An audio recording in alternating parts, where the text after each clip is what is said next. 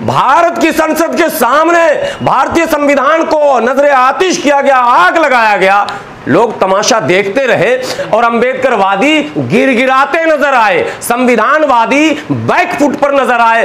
अब ऐसी परिस्थिति में आप संविधान बचा लेंगे? नहीं बचाएंगे। संविधान बदला जाएगा, बदला जाएगा, बदला जाएगा। आर्थिक सलाहकार का आप नाम न लीजिए, खुलेआम यहां नए संविधान प्रस्तुत किए गए। दैनिक जागरण ने फ्रंट पर छापा था। तो संविधान जिसने कहा कि हम तैयार कर चुके हैं, ऐलान कर चुका, आपने उसकी गिरफ्तारी नहीं की।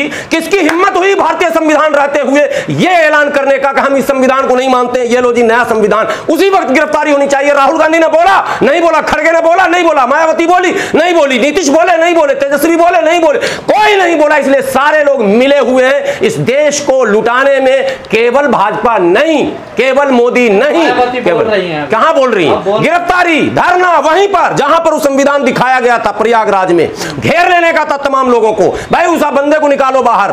कौन था जिसकी हिम्मत हो गई कि भारतीय संविधान के रहते हुए नया संविधान दिखा रहा? वो क्या संदेश है, क्या मकसद है, क्या उद्देश्य है? कौन पूछेगा? कोई पूछ रहा?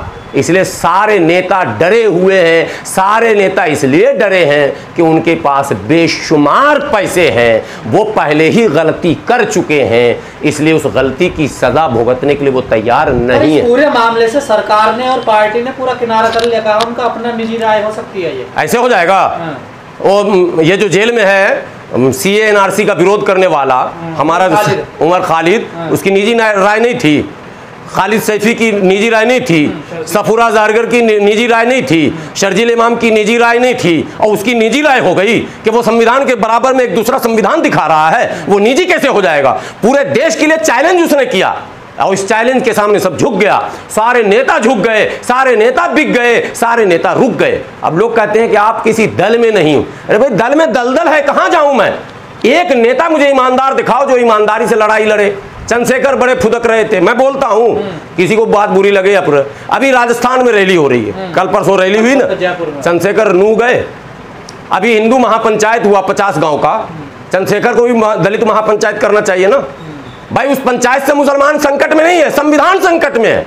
लेकिन आप समझ रहे हैं मुसलमान संकट में, और सारे मुसलमान चंद्रशेखर की जिंदाबाद भी कर रहे हैं। भाई ऐसा नहीं कि आपकी पार्टी में हम आ नहीं रहे, उसका कोई भी नेता नहीं, कोई नेता नहीं गया। मैं कोई नेता से शिकायत नहीं कर रहा हूं, वो तो जाएगा भी नहीं।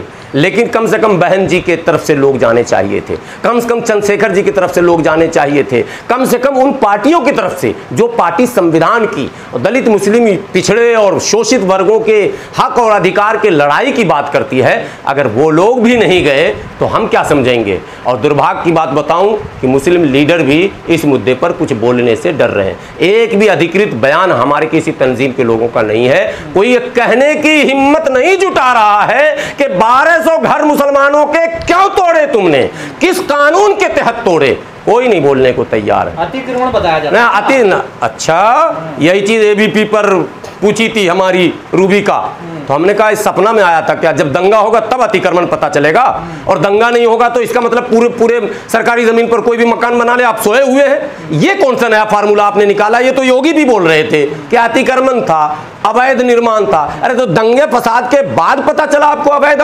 पहला हमला संविधान पर 10 अगस्त 1950 को कांग्रेस के द्वारा किया गया।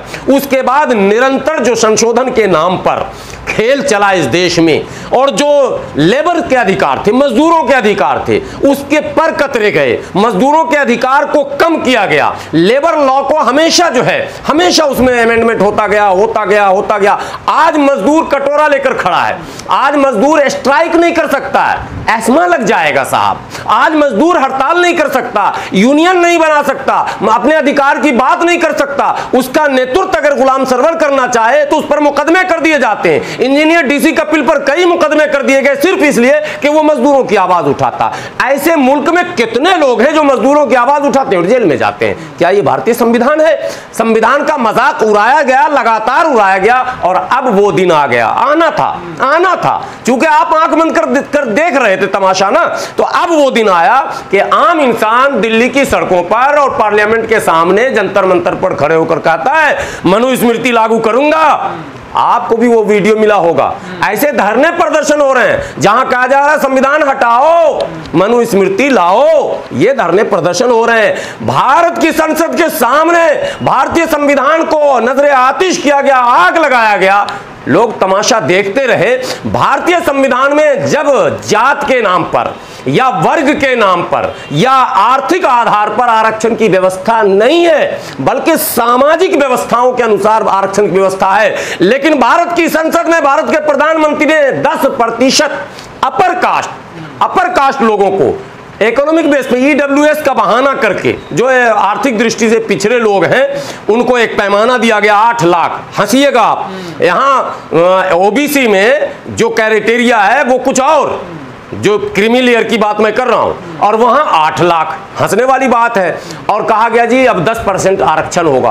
पूरे देश में सन्नाटा था। गुलाम सरवर के अलावा मुझे लगता है लोगों ने बोला ही नहीं। आपके चैनल पर मैं उस समय भी बोला था, याद है आपको, मैंने कहा था यह असंवैधानिक है, इसका विरोध होना चाहिए, चक्का जाम होना चाहिए, संसद ठप होना चाहिए, जब तक ये वापस ना हो तब तक लड़ाई होनी चाहिए सड़क से सदन तक। लेकिन वो मनुवादी हावी रहे और अंबेडकरवादी गिड़गिड़ाते नजर आए, संविधानवादी बैकफुट पर नजर आए। अब ऐसी परिस्थिति में आप संविधान बचा लेंगे?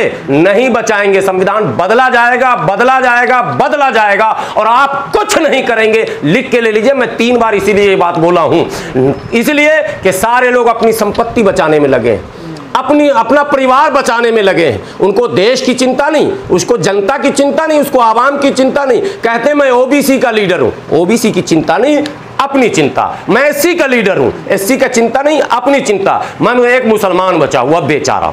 मुसलमान का हाल यह है, कांग्रेस में जाइए वहां भी मुसलमान, वहां भी दाढ़ी टोपी, भाजपा में भी दाढ़ी टोपी, सपा में भी दाढ़ी टोपी, बसपा में भी दाढ़ी टोपी, टीएमसी में भी दाढ़ी टोपी, आरजेडी में भी दाढ़ी टोपी, जेडीयू में भी दाढ़ी टोपी, एनसीपी में भी दाढ़ी टोपी।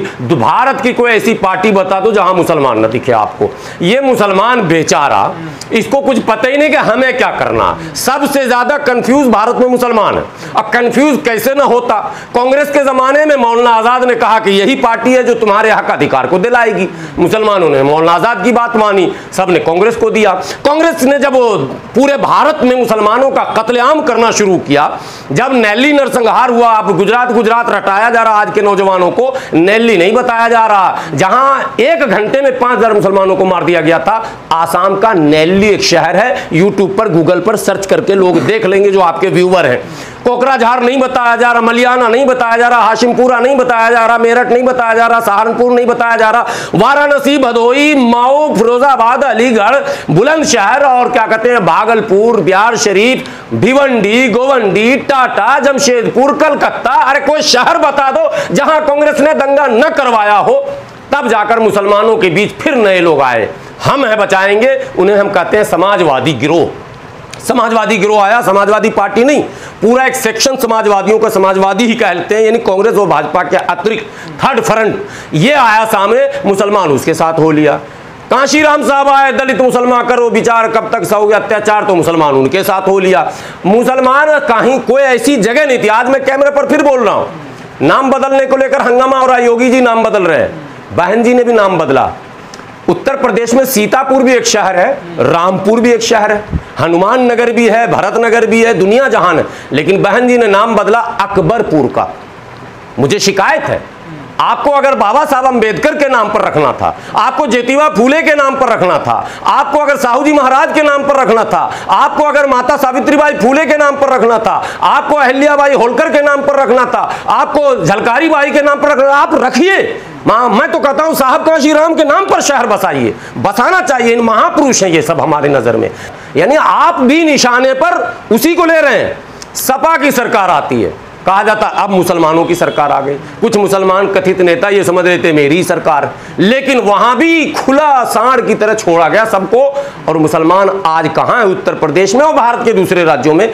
कुल मिलाकर मुस्लिम लीडरशिप से भी मुझे शिकायत यही है कि वो कोई रणनीति ऐसी तय नहीं कर सके कि भारत का मुसलमान किस दिशा में आगे बढ़े।